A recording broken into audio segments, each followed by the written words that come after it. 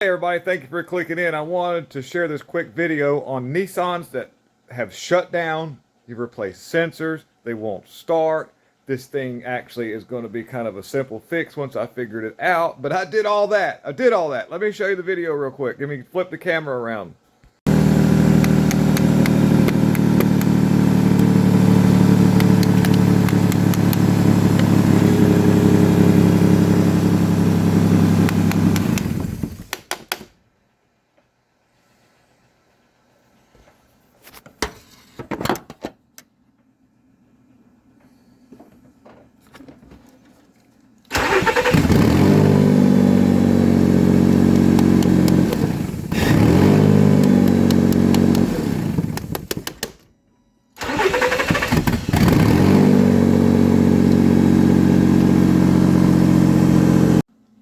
So what we've got here, this is a Nissan Xterra, same as the pickup truck, has the 4-liter V6 in it, and the customer originally came to me and said that my wife was driving this thing and it shut down. We'd recently got fuel. So I was like, okay. So I take a fuel sample, it checks out okay. I noticed wet spark plugs that were really, really old. And at the time, this thing was intermittent. I would check for spark, by taking a coil out, and I would hold a screwdriver close to the engine and check it that way. And that's a foolproof way to check for spark. Don't use a spark plug because it can give you a faulty reading if you've got a bad spark plug. Just saying. Anyhow, at the time I would check it, it would fire and all that. And I'm like, what's going on? And there's something, later on I went over to the other side of the engine there and I pulled a coil out. And I didn't see any sparks. I went back over here and then it was spark and then intermittent.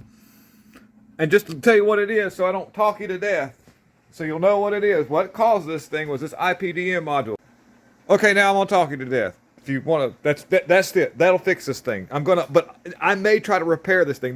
By the way, those relays are not serviceable. They don't come out, so don't go snatching them out of there. If I have not done this, but we may dig into this thing. I may pull the back of this thing off, see if I can't go in there and unsolder the relay, because it's either a solder joint broke loose or the relay itself was just giving out. You've seen the video of me tapping on it, a little tapperoo, and obviously it was mostly one of these two relays. It's kind of hard to tell exactly. I'll have to crank this thing back up and just do it and just tap on one at the time and maybe hopefully isolate it. But anyhow,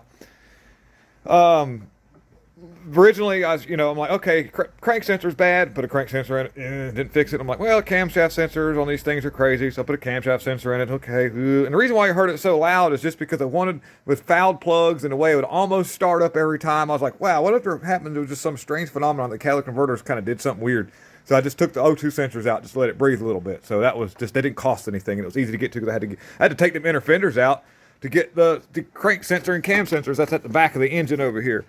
Kind of hard to see, but if I shine the light back there and I get down in this hole, you can see the well, you really can't. It's well, you kind of can.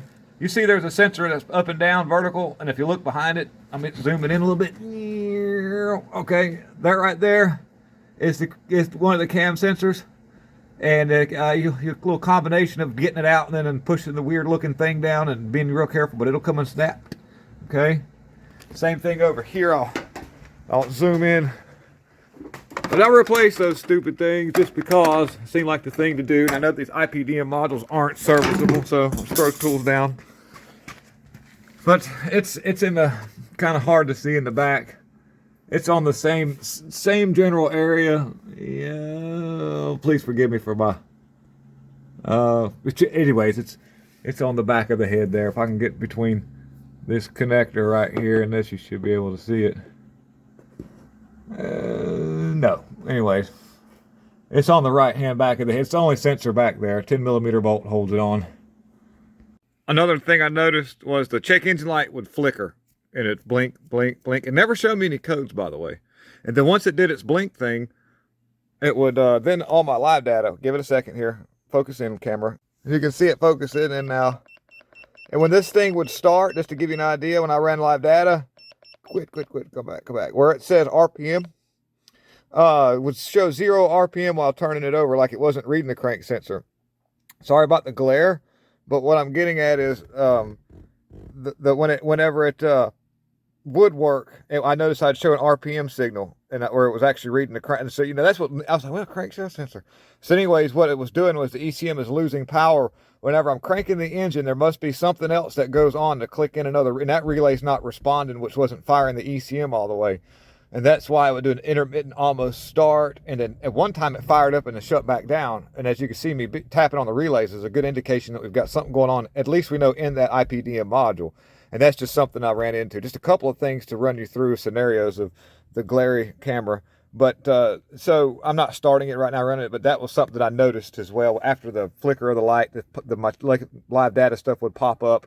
And after I'd turn it over, the light would flicker, and then my live data wouldn't respond. It was like I'd turned the switch off. And I was cranking this thing, by the way, just to give you an idea, I was cranking it with a starter button, so I wasn't actually turning the switch to the crank position to disarm the ECM, because I know there's a position that when it switches between that, it'll do that. But no, I was actually leaving the switch in the run position, and then once I would turn the motor over, I noticed that it wasn't reading any RPMs until it actually, when I got it to start one time, the RPM scale started reading the RPMs as it was cranking, and it was cranking at 450 RPMs. And then it came to life, and then after that it shut back down. And then I noticed it wouldn't read anything. As when I was turning it over, then the check engine light would do the flash thing, and it'd take a minute, then it'd respond. So that's just something else, okay? Helps.